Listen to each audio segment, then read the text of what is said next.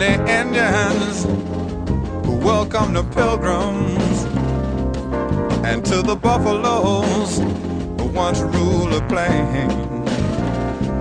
Like the vultures circling beneath the dark clouds, looking for the rain, looking for the rain.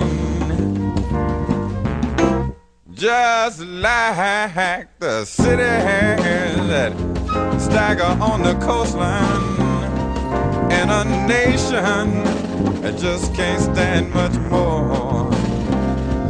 Like the forest buried beneath the highway, never had a chance to grow, never had a chance to grow. And now it's winter, winter in America. Yes, and all of the healers have been killed or sent away. Yeah, but the people know it's winter. Winter in America. And ain't nobody fighting, 'cause nobody knows what to say. Save your soul, Lord knows, from winter in America. The Constitution, a noble piece of paper, with free society, the struggle but they died in vain. And now democracy is a ragtime on the corner, hoping for some rain. It looks like either hoping for some rain. And I see the robins perched in barren treetops. No, I just wanted to say thank you for having me here.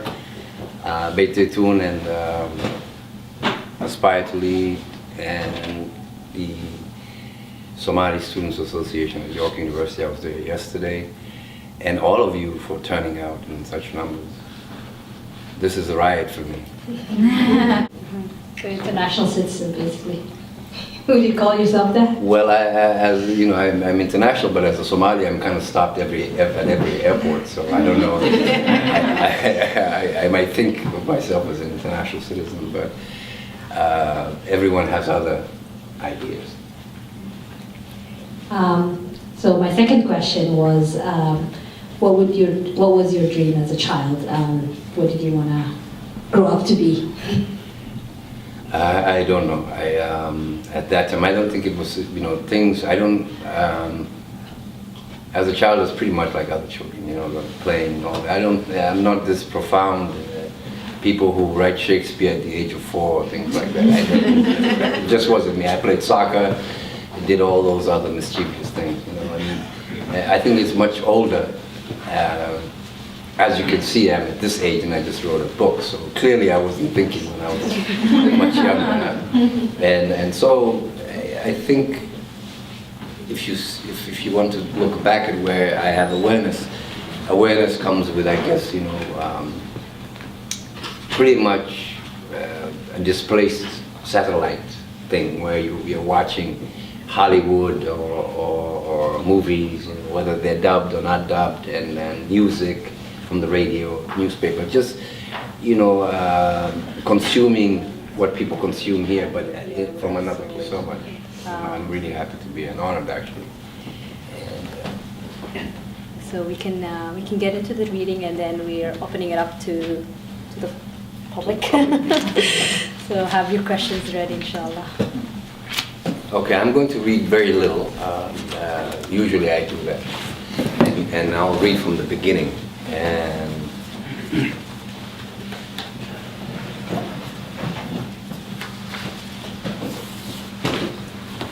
first chapter is called the water bearer.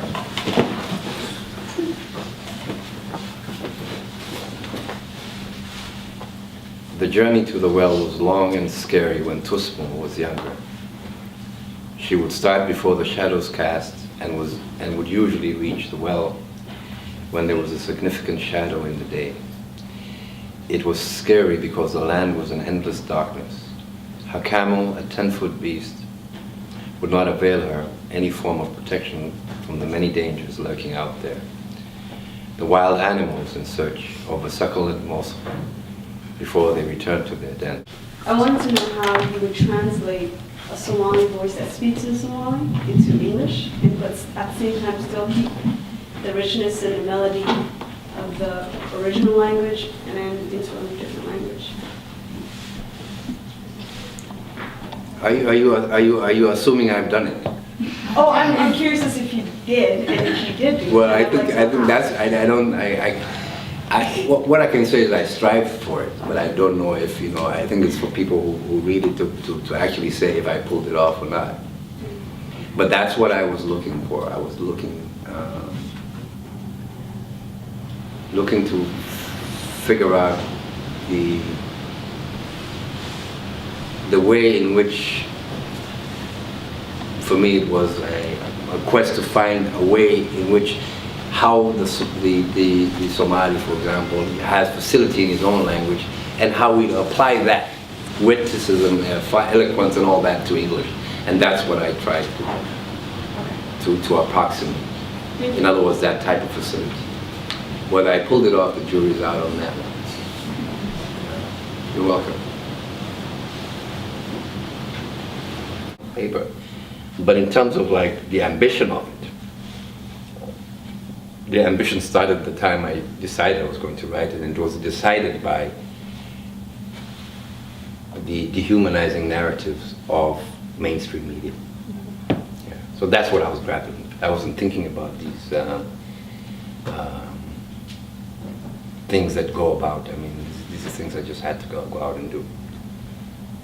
So I'm not a, what is it called, if you will, non-traditional in that sense. I just wanted to, I heard you speak about the urgency of wanting to write this book, and as naive as it is, if there's one person that's going to read this book and walk away with your message, what would they be walking away with and feeling like you've changed, created change in this world?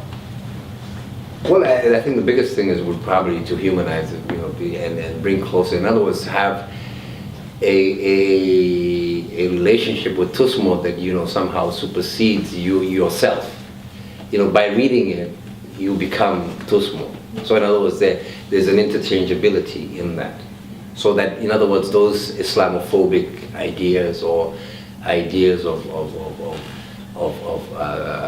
racial stereotypes and things like that disappear for that moment that you read it. That's what it is. That what is that you realize you get to the core of the person. You realize the person's a human being, and they have these problems that you might have too. And there's that resonance that comes out of that. And so that's what it is I would like to do. Create a bridge, sort of, from having a counter to George Bush's far distance war on terror. Bring people closer to it. To say, well, what is George Bush talking about? That's it, I think. And then, thank you very much. Yes,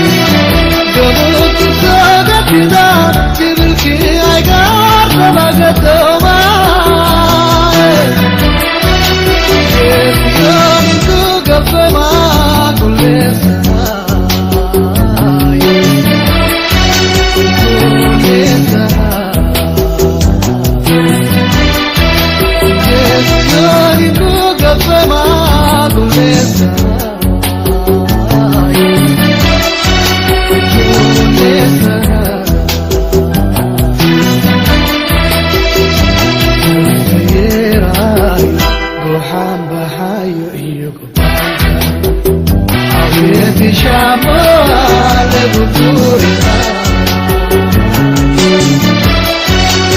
le gurina